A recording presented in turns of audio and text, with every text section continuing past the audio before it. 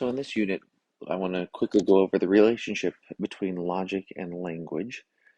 So when we talk about logic, we often have talked to this point about how an argument is a set of statements, and statements where the premises are supposed to have a special relationship to the conclusion, and that relationship is that if these are true, then this one down here would follow, and we call that relationship validity. But really, even though we've been using the word statement, logic is not so much about relationship between the statements as much as it is about the relationship between the truths that those statements express. And so we refer to those truths as a proposition. So propositions are the actual state of affairs or the truth that we are referencing when we use a sentence or a statement, because the truths are invisible. The fact that it's that 2 plus 2 equals 4 is just what it is. But if I want to try to get that idea in your mind, I have to use a statement to get you to think about it. And really, the only way that we can communicate through arguments is to make statements and use language. But really, logic is not about what some people call language games. It's about the connection between propositions. Now, as human beings, we're forced to deal in statements and in language. So sometimes people can manipulate other people's ability to make sense of an argument because it's not very clear or because they change the meaning of the words. And so that's the type of stuff that we're talking about today. So notice you can have multiple statements that actually refer to the same proposition. So one person might say something like it's raining really hard. Another person might say it's coming down like cats and dogs. And really, they're both referring to the same truth of the world, just using different phrases to express that. And so, what we're really trying to capture when we're looking at an argument is how the propositions, propositions are there and how they relate.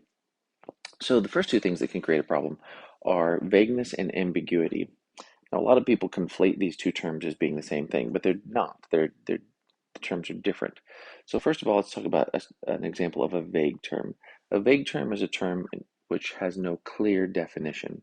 So if we say that someone is bald, we don't have a precise definition. We know the obvious cases of people who are bald and obvious cases of people who aren't. But sometimes there's in between cases, and it's hard to tell if somebody were to say so and so is bald. Sometimes we can't tell if that's true because it's not a clear and precise definition. Just because a term lacks a clear and precise definition doesn't mean that it's not usable, but sometimes it's just not always precisely clear whether it's true. There's borderline cases. Now, a term that would be ambiguous would be something like bank. What makes a term ambiguous is not that they're borderline cases, it's very different from vagueness. Ambiguity and ambiguous terms are terms that can have more than one meaning. So I might use the word bank to refer to a place where I keep my money. I might use the word bank to refer to the side of a river. So if I'm talking about going fishing, I might be using the word bank. And if the word in an argument has different meanings, sometimes it can seem like the same proposition when it's actually something different. So probably a better example would be if I were to tell you, say it might look like a straightforward modus ponens argument to say, if I go to the bank, then I'll have money.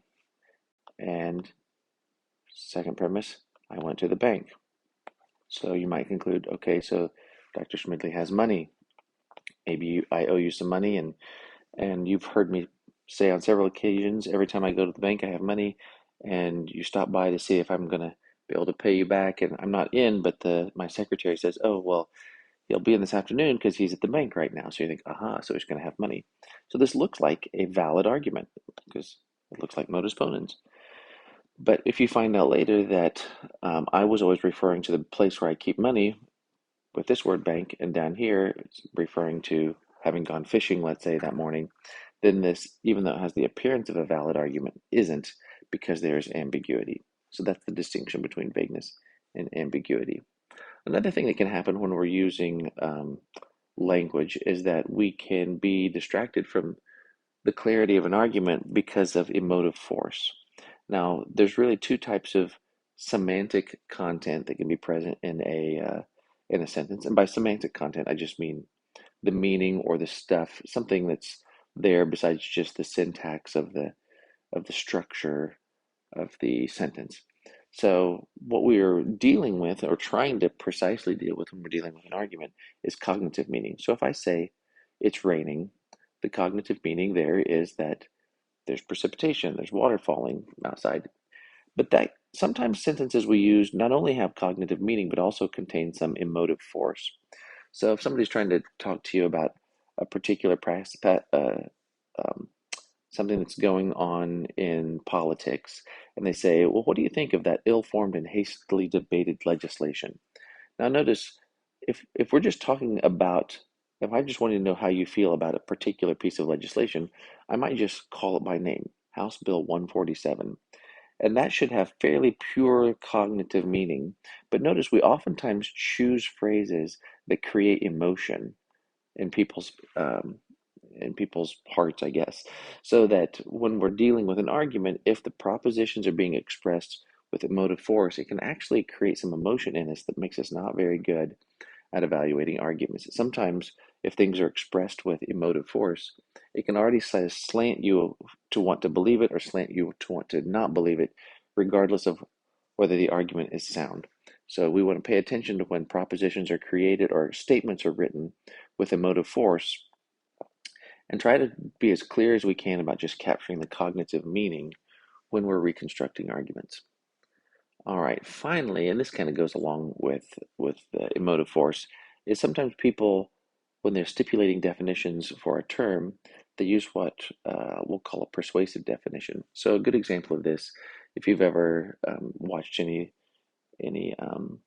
interviews with Richard Dawkins, sometimes he will just say, well, faith is irrational. It, by definition, is believing in something without evidence.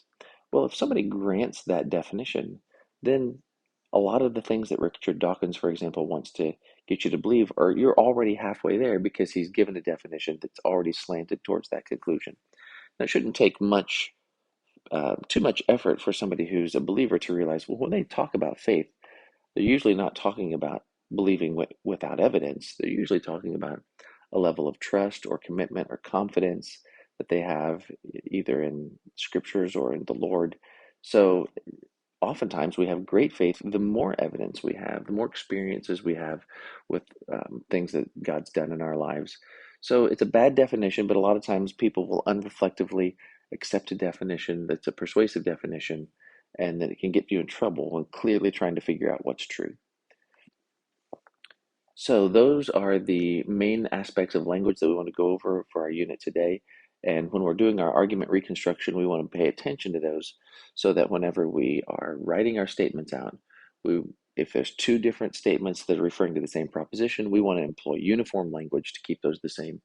If there is a lot of emotive force, we want to clean it up so it's got its pure cognitive meaning. If they're persuasive definitions, we want to eliminate those to try to make our reconstructions as clear and clean with all and only the logically relevant stuff so that we can do a good, trustworthy evaluation. So, good job today, and I hope you do well on the quiz, and we'll see you in the next unit.